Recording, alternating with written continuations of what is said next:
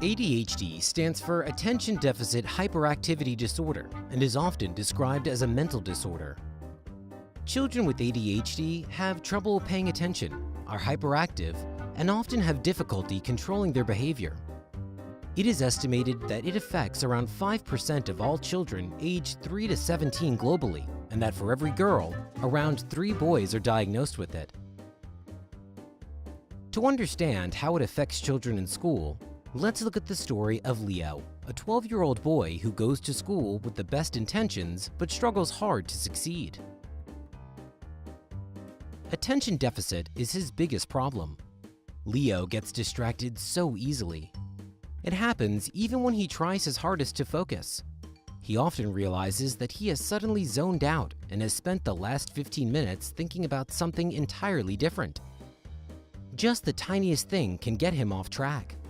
To him, it feels like his brain is broken. He is also forgetful. Books and homework are often left at home, and if he doesn't miss an assignment, he often loses it somewhere or forgets to turn it in. His grades are terrible, and some teachers are beginning to think that he is a lost case. Then there is his hyperactivity. When they have to do group work, he is restless and has trouble staying focused. Staying calm and listening while others speak can completely drain him, making any normal conversation a serious challenge. To him, it feels like there is no capacity left in his brain to deal with all the input that needs to be processed. He then feels angry about not being able to follow along. To help cope with his hyperactivity, he likes to keep his hands busy all the time. Last, there is his impulsive behavior. He often cannot refrain from saying things that come to his mind. Sometimes he tries hard to control himself, but then just blurts out and interrupts others. His classmates find this annoying. He later regrets his hot-headed behavior, but he knows that unfortunately, he will do it again and again. It seems to him that he can't learn from his mistakes. Teachers get frustrated trying to get him to behave. Others become impatient, give up, or distance themselves. After he is diagnosed and receives support through concrete steps, things begin to get better. At school, he is seated next to a supportive student in the front row of the class.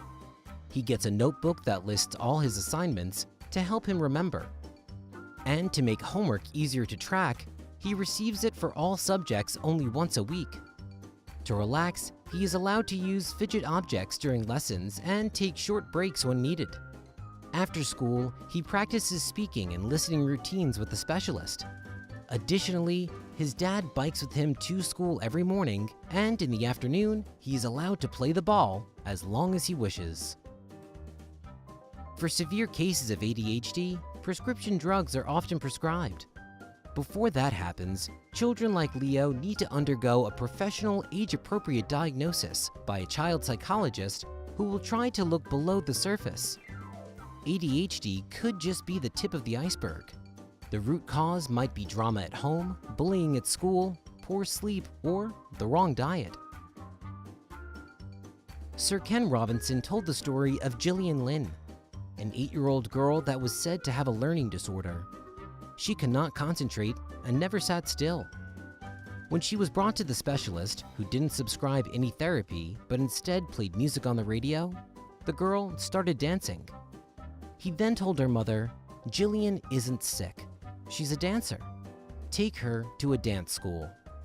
Gillian Lynn later became a famous dancer and then responsible for some of the most successful musicals in Broadway history. Please share your thoughts in the comments below. If you are hyperactive or if you are diagnosed with ADHD, please tell us about your coping mechanisms so we can learn more about it from reading your insights. If you want to support our channel, enabling us to make more such videos, visit patreon.com/sprouts and check out what we do.